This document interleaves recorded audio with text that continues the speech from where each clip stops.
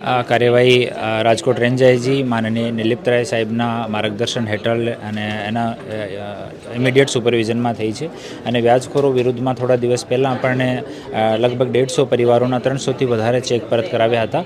આ જ ભાગરૂપે સુલતાન પોલીસ સ્ટેશનમાં 23 જેટલા પરિવારો આવીને રજૂઆત કરી કે જો પહેલાં હનીફ ઉર્ફે કાળુ ઉપર ગુનો દાખલ થયો હતો એના અમે લોકો પણ પીડિત છીએ. તો આ વિષયમાં પીઆઈ ત્યાંના ખાચર સાહેબ છે એ આ ઇન્વેસ્ટિગેશન આગળ વધારી તો ખબર પડી કે અમુક લોકોના કોરા ચેક છે, અમુક લોકોના પ્રોપર્ટીના કાગળ છે, અમુક લોકોની આરસી છે, અમુક લોકોના સોના ને ચાંદીના ઘરેણા છે, અલગ અલગ વસ્તુઓ આમ લઈ લીધી. ને આ લોકોની એક એમો છે કે એક કોરા ચેક કોરા સ્ટેમ્પ પેપર ઉપર પરિવારના સભ્યોના સહી કરાવી નાખે.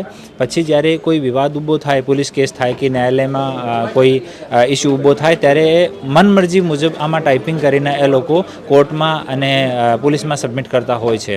અને સેમ લોકો ચેક સાથે પણ એવું કરે, ખાલી ચેકમાં સહી કરેલી હોય તો વ્યાજ વસૂલતા જાય અને જ્યારે અમને એવું લાગે કે સામાવાળો નામદાર કોર્ટમાં કે પોલીસમાં જવાનો પ્રયાસ કરે છે ત્યારે આ ચેકમાં મનમરજીની રકમ મૂકીને એ લોકો નેગોશિયેબલમાં મુજબ નોટિસ આપી દે છે. તો એ લોકો ડબલ હેરાન થાય છે.